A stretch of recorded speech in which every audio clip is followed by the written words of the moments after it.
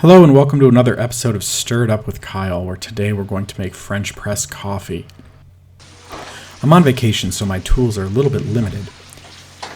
But to make French press coffee, you're going to need a few essential items. First, a French press. Second, coffee beans. Third, a scale. Fourth, a bean grinder. And finally, you'll need something to get water up to a boil or just under a boil. I'm using a tea kettle from Sears from the 1960s, but it gets the job done.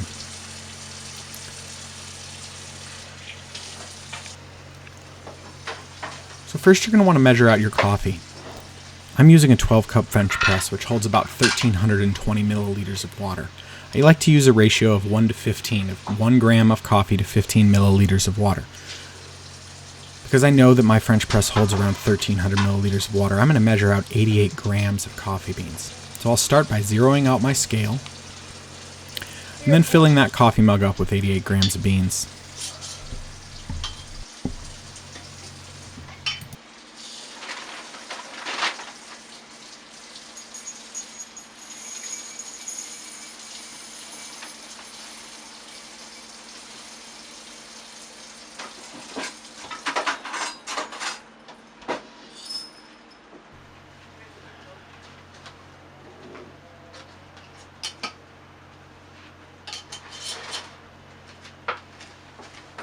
There we go, 88 grams of beans on the nose. You're going to take those beans and you're going to put them in a grinder. I'm using a hand grinder from Hario because I'm on vacation.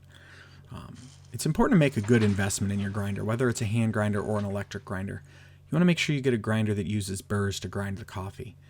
The blade grinders, while they're cheap, they tend to burn the coffee as they chop it up, and they also give you a really inconsistent grind. For French press, I usually shoot for a coarse grain, about the consistency of kosher salt. Okay, our water is ready to go, as the kettle is telling us. So I put my grounds into the French press, I put my French press onto a scale, and then I like to start by filling the French press up about halfway with water. About 700 milliliters of water here.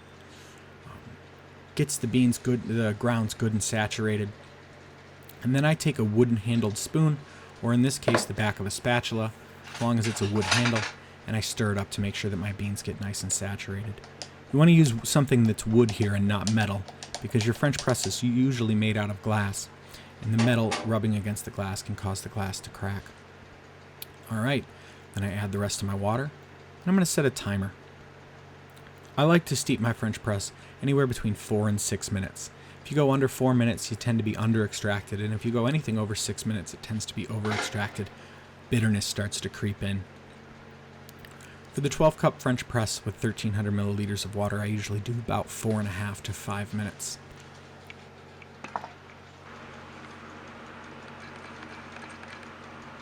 Coffee's starting to look good. If only you could smell through the computer.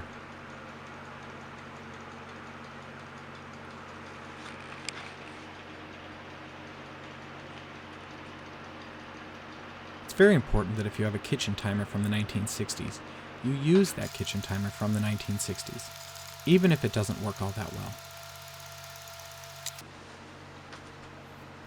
Especially when it doesn't go off. After 4.5 or 5 minutes, just simply place your plunger on top of the coffee. Let the weight of your hand push the plunger down.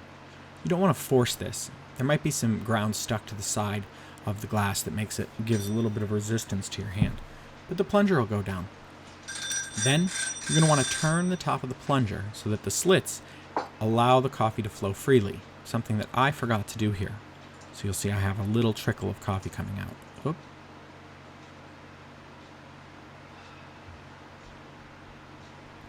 Then, pour and enjoy. One last thing, you don't want to let your coffee sit in the French press because the beans are still in the bottom. So pour those cups and enjoy quickly. Thanks for joining us today on Stir It Up with Kyle.